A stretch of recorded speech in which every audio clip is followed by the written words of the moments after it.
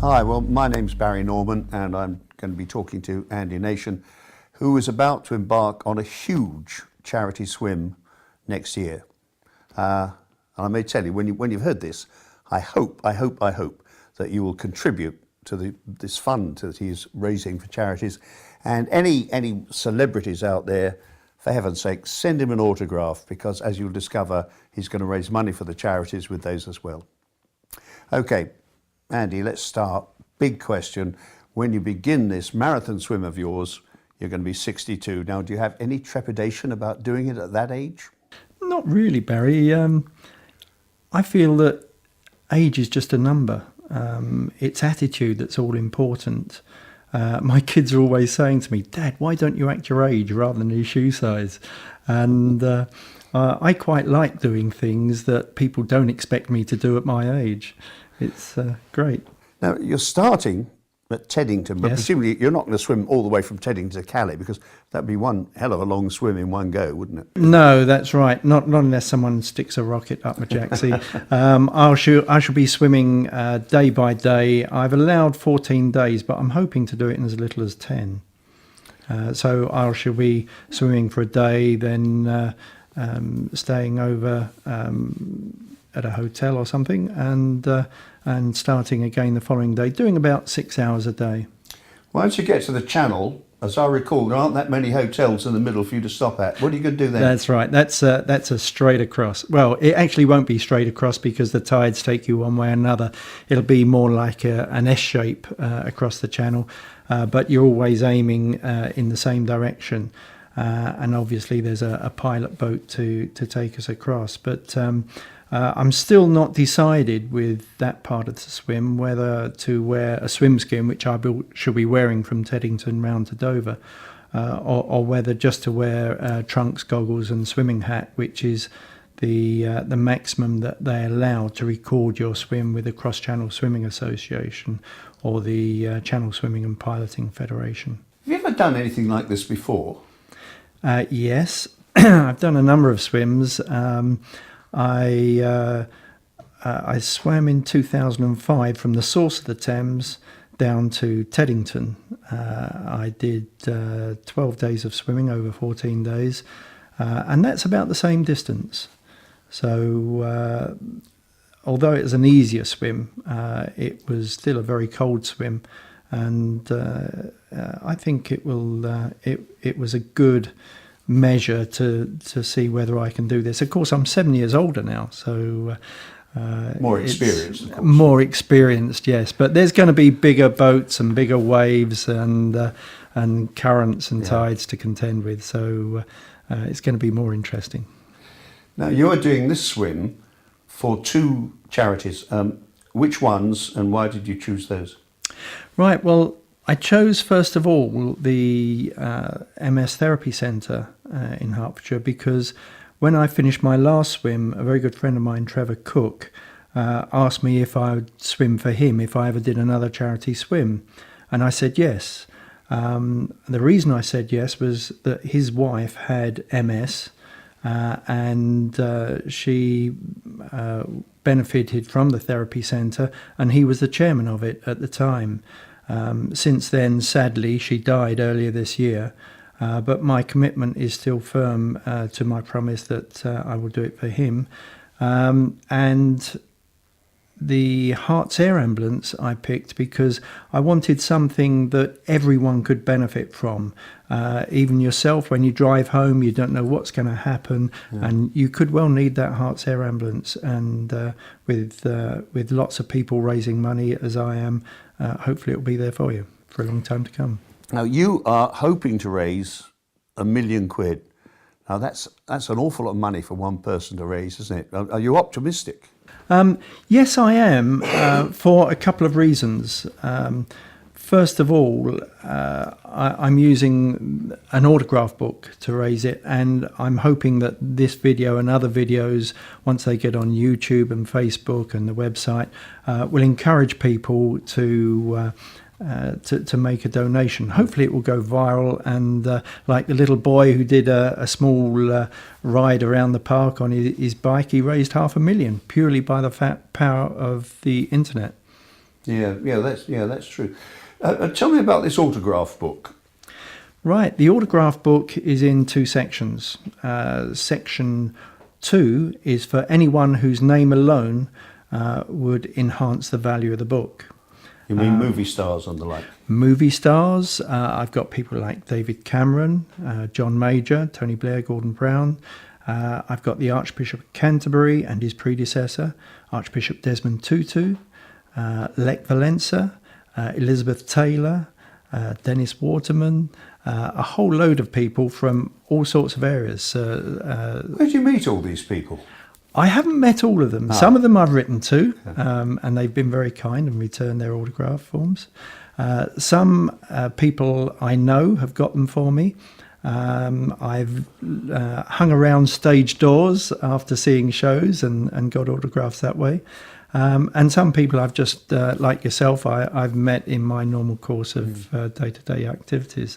So it's been very interesting, and you meet some very nice people who are very willing to help when they hear what you're doing. So how many famous names have you got so far? I have over 200 so far. And who are you still hoping to get? Well, the number one name that I want to have at the top of that book is, of course, Queen Elizabeth, our Queen. Other members of the royal family, more notably the Duke and Duchess of Cornwall, as they're very much in the news at the moment.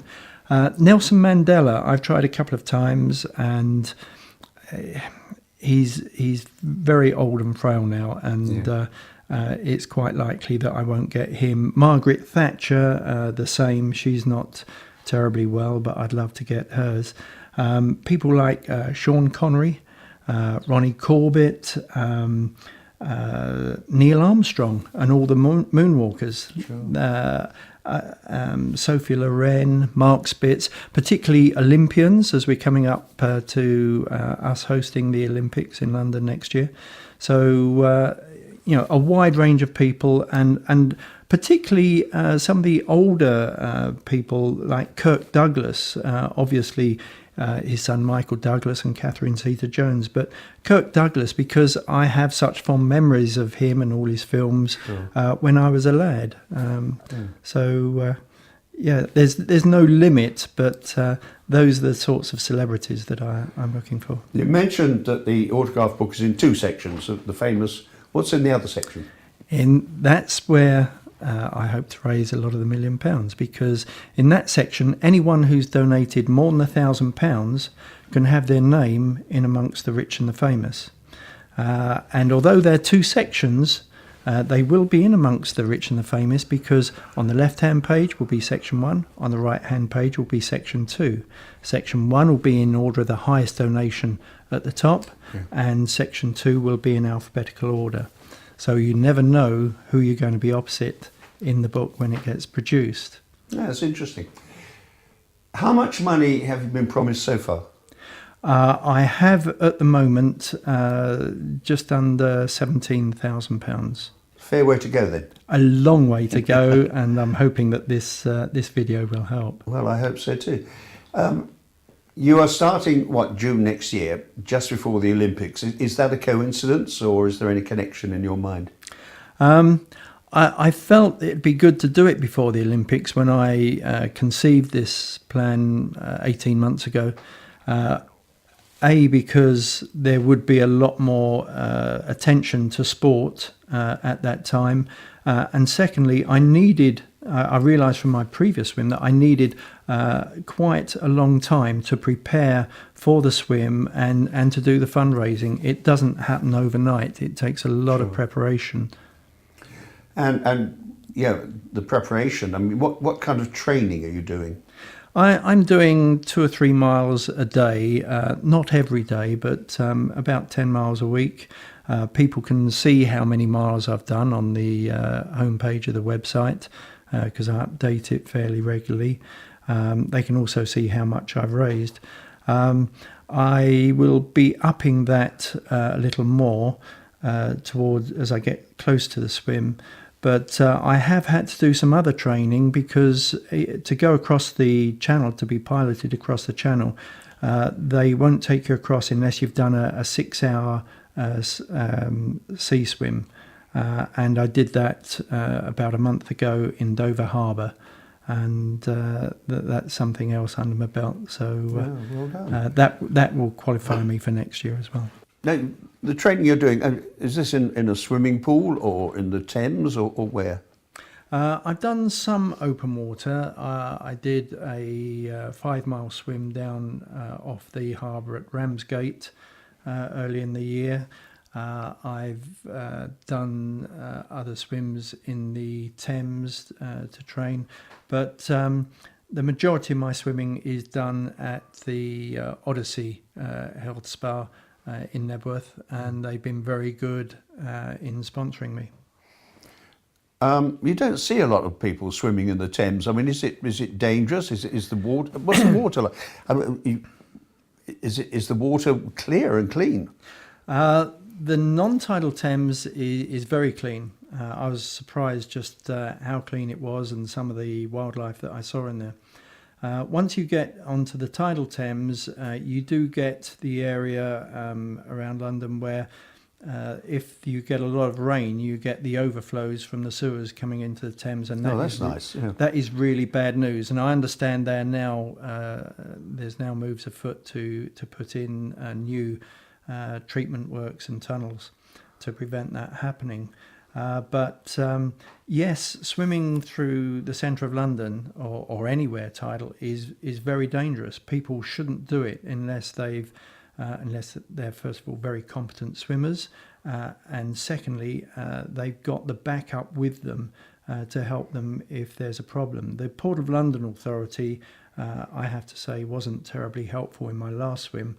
And I don't know yet what their attitude is going to be when I approach them about this swim, but hopefully I can work with them to show that with the proper safety precautions we can make the swim work and work safely, and also highlight the dangers of people just jumping in perhaps during a hot summer's day or when they've had too much to drink.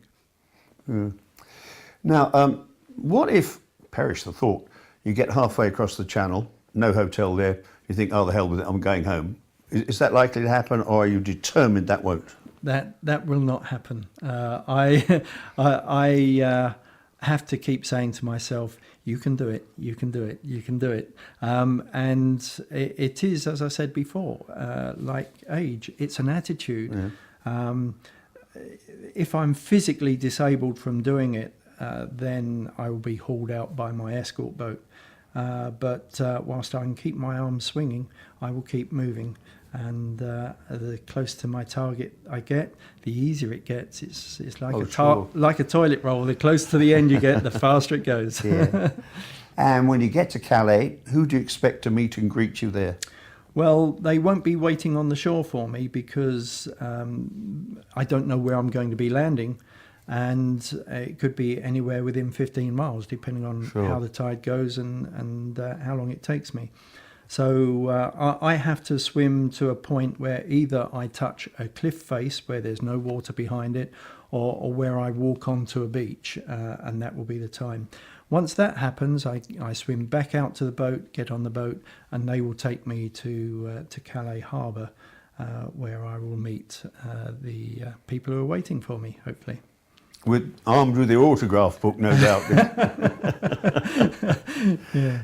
Well, and you're dedicating this swim to your parents, yes? Yes, indeed. Why is that? Well, I think in these days that not enough respect is paid to parents, and it's now come to the payback time where we need to respect our parents and do what we can for them. And I just want to show my respect for my mother and in memory of my father, who was very pleased to see me finish my last swim and was there for me. I have total respect for them. Hey, that's a very nice thought, Andy. And after that, what can I say except to wish you luck? Also, I would like to reiterate to anybody watching this, that all contributions obviously will be gratefully received, and autographs of the famous, the great and the good. They will help enormously too to raise a lot of money through the autograph book. They have to be done on a special form, but I'm sure Andy will show you a form like that.